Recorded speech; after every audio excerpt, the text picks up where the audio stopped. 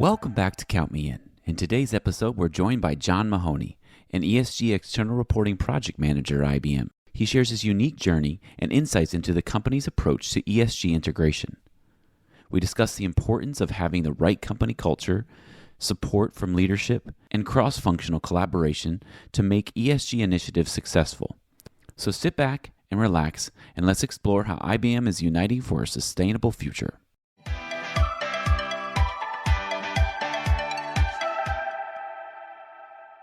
Now, John, I want to thank you so much for coming on the podcast today. We're really excited to talk about ESG and ESG at IBM. And so many professionals in this space have been reluctant to engage with ESG for a number of different reasons. But maybe you can start with talking about what your journey was to get here. Of course. And my thanks to you, Adam, and the IMA for having me. Excited to be a part of the Count Me In series. It's really great. So in terms of my story, I'd say I've had a relatively conventional accounting background in that I spent the first chunk of my career in public accounting, splitting my time between audit and advisory services, where I was fortunate to have the chance to work with some really great clients and help them navigate through complex and challenging topics spanning from the adoption of accounting standards, acquisitions, carve-outs, SOX implementation, as well as some SEC reporting jobs. So I was really grateful to have seen so many different things early on in my career in public. And I knew I wanted my next role to be dynamic as well. So I was very thankful to have landed at IBM, first joining in the accounting practices and external reporting organization, which is really a consultative group focusing mostly on technical accounting consultations, as well as the preparation of IBM's periodic SEC filings. I had always enjoyed the reporting aspect of the job and helping companies craft their stories and messaging to external parties. So I knew I wanted to stay close to that and was grateful that the opportunity at IBM afforded me that. So as you can tell, I don't have an ESG background, but I did know I wanted to continue to explore new topics. And with all of that being said, I had been keeping an eye on the energy in the ESG space, and I had expressed interest to stay involved wherever possible within the group. So when the opportunity arose to make it a full-time job, I kind of jumped right in head first and really saw this as a great chance to apply the skills that I'd been working on thus far in my career to a new area, and one that was not only hyper relevant in the time, but also deeply purposeful in terms of subject matter. We spend a lot of time working on dollars and cents related topics and working through financial statements. And this was just a really exciting opportunity to apply my skill set in a different forum. So while I can't speak to reluctance personally, I'd even venture to say that we're probably passing the point of reluctance. But for those that are hesitant, I'd encourage everyone to engage and start exploring the topic and draft standards. While it is gaining more momentum as a topic, there's still only a small amount of accounting folks that are focused on it currently. And with the rules still being written, it's a great chance to get in on the ground floor and establish yourself as a go-to person, not only within your organization, but really the space at large. So really excited to be a part of the journey and keen to see where it takes me and all of us at large. And I'm really excited to hear about your journey. As we've heard other people's journeys when it comes to ESG, I find that everybody's journey is different. And I feel that brings a real diversity of thought into the ESG space, which is needed in something that's growing and something that's just starting out. You need to have many different perspectives. I couldn't agree more. And I think everyone I've engaged with have been coming from a diverse background. And some folks have that kind of key SEC reporting or accounting footing, and other folks perhaps have spent more time in true-blooded ESG functions, if you will. I think between the pending rule on SEC climate, the Corporate Sustainability Reporting Directive in Europe, the ISSB standards, we just haven't seen anything of this magnitude all at once. So I think bringing together a diverse group to really tackle this watershed moment for the profession, it's going to have broad impacts on not only finance and accounting organizations, but organizations for years to come. Yeah, definitely. So when organizations bring on ESG into their organization, you have to start combining the ESG objectives with the overall objectives of the organization. How does IBM go about harmonizing those objectives? Yes. So no surprise, IBM is a large company. We've got more than 280,000 employees globally, operating in more than 170 countries. So with that scale, and for the scale of most large companies, there's always countless initiatives and objectives that need to coexist simultaneously. We are lucky in that IBM does have a great legacy with ESG.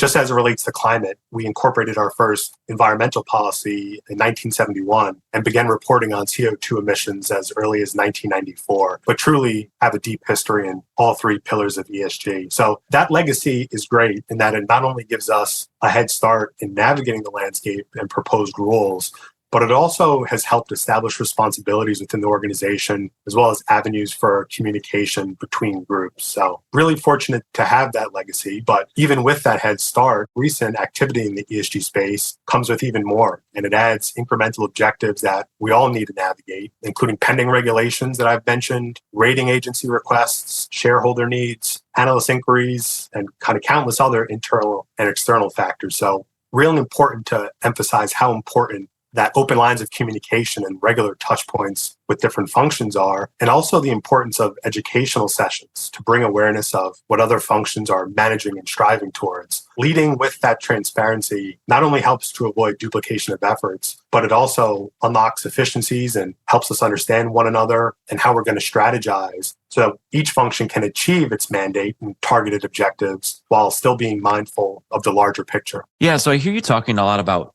how ESG affects different functions within the organization, which requires those functions to talk to each other, work together.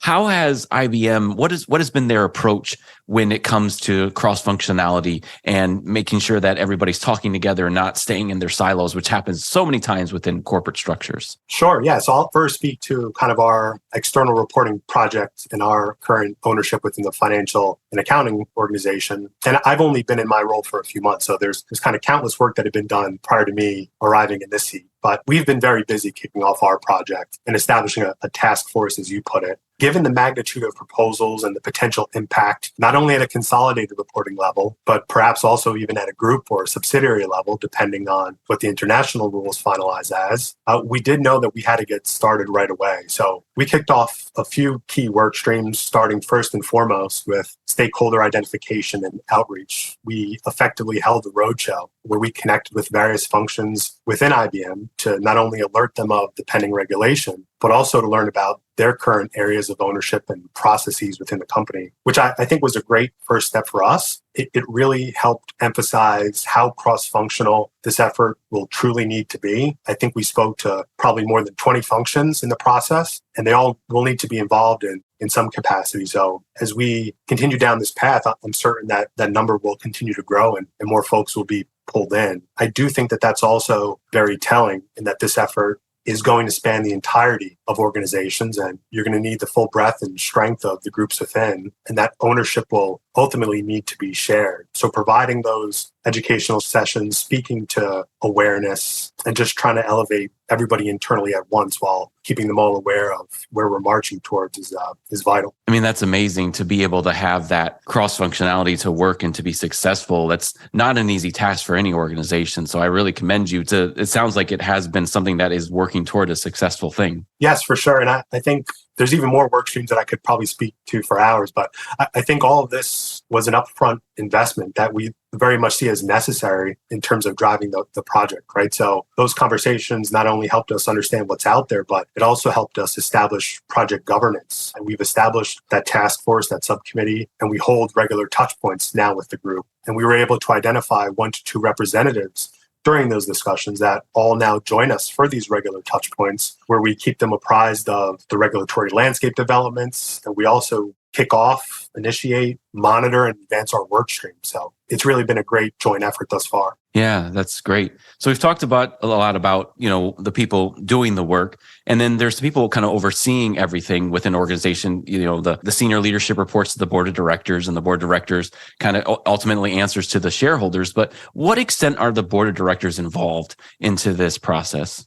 Yeah, so it all does ultimately start with the oversight of the board. And I'd say that ESG is very much embedded within the organization, in part, I think, due to that legacy, but I think also in part just due to the excitement and potential of what's to come in the decades ahead. And that can be seen and is relevant through some of our go-to-market offerings, our use of technology, research and development efforts, as well as other internal initiatives and just overall remarks from our chairman and other senior leaders. So ultimately, the board of directors and its committees do have oversight responsibility for these areas. And under their guidance and supervision, IBM's senior management is then responsible for the company's environmental and social performance. And they're able to do so via two groups in particular, which help integrate CSR across the business. And those are our executive steering committee and the ESG working group. So both of those groups meet monthly, and they include representatives from functional areas spanning all of IBM, including the kind of atypical ESG groups, as well as,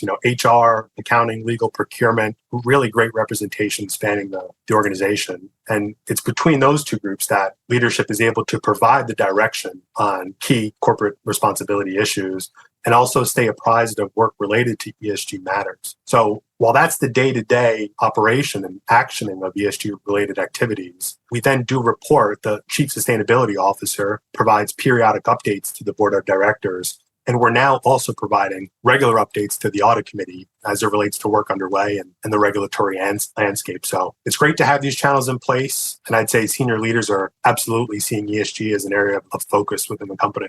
And that's wonderful to hear. When you set the tone at the top, it really sets the stage so that all the cross-functionality, the things that we've been talking about, are recognizing, hey, I have the support of my leaders that I can do this and we can do it well. Yes, absolutely. I think having that support from the top is crucial. I'm sure that's true for all organizations, but it's only through that support and direction of leadership that all organizations kind of are able to operate in harmony. So absolutely a crucial step in the process to make sure that you are on the appropriate people's agenda and radar and that they're aware of kind of what we're marching towards and we're facing. Yeah. So when it comes to any new initiative, there can be challenges with buy-in. And with ESG, you can get into so many different elements of why somebody wouldn't want to buy in. But the biggest thing that, what probably comes to my mind with what you've been describing is it's probably adding extra workload onto people. And so have there been challenges to buying within IBM as people are having added elements and uncertainties with the coming regulations and things like that?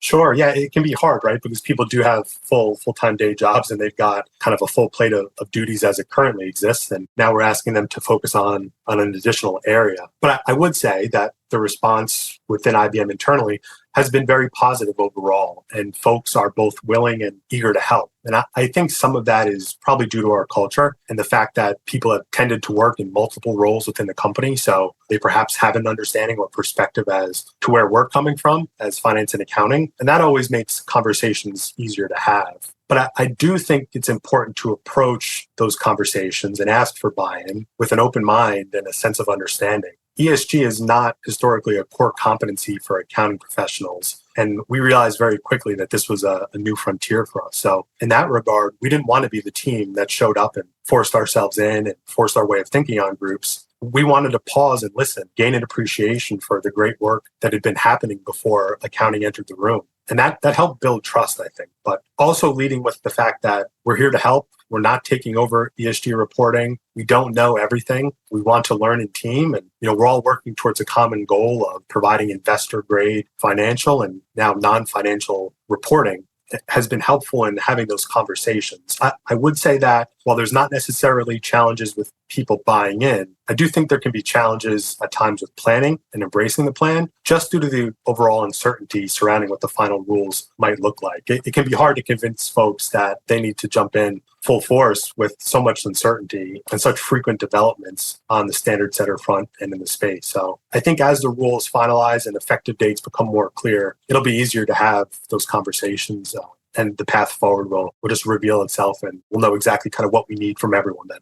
Yeah. Well, and having the right company culture is a key element, and people being willing to just being open-minded as they go into conversations and, new responsibilities. So it sounds like there is a great company culture there, and that's really exciting to hear.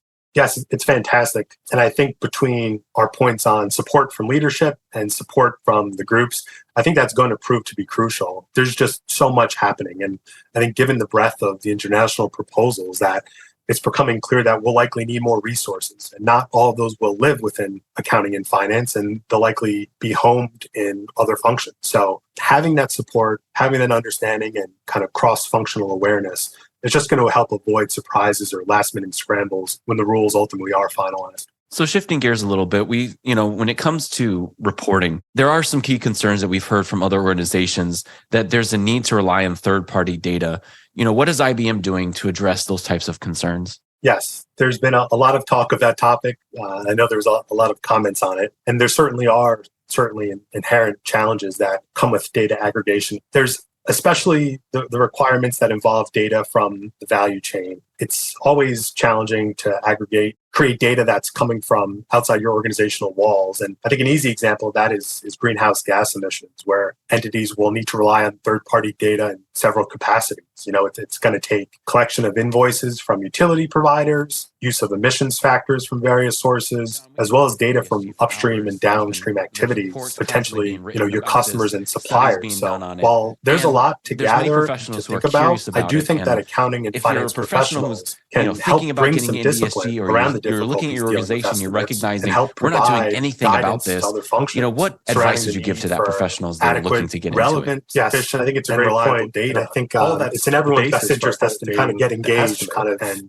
as soon as possible. There's so much momentum in this space. There's going to be such a widespread impact to accounting and finance professionals that it's really great to get started early and learn kind of what is facing us as a profession and potential rules. I do think it's also a great chance that we can all elevate and upskill one another. We're all embarking on this journey simultaneously. And, I've personally enjoyed having outreach with peers in the space and trying to leverage and join working groups where they exist and learn about best practices and other happenings at other companies. So I think, joining the effort, I think probably an inevitability in terms that rules are coming in terms of timeline and effective dates. Maybe that's less certain, but there's a lot to do. And I think joining now will just set yourself up for future success for what really is a turning point, I think, in the profession and something that we'll be focusing on for years and decades to come.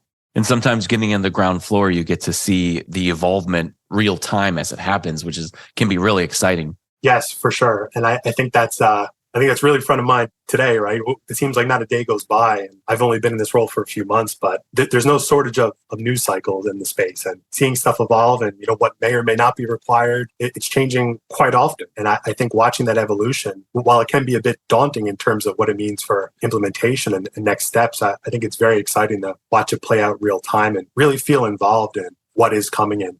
How do we react to that and pivot? And really important to stay nimble and kind of on your toes. So. Well, John, I just want to thank you so much for coming on the podcast. It was really exciting to have you on and everything you shared with our audience today. Of course, and thanks again for having me, Adam. It's an exciting space, and I'm excited to be a part of the journey. So, thanks again. This has been Count Me In, IMA's podcast, providing you with the latest perspectives of thought leaders from the accounting and finance profession. If you like what you heard and you'd like to be counted in for more relevant accounting and finance education, visit IMA's website at www.imanet.org.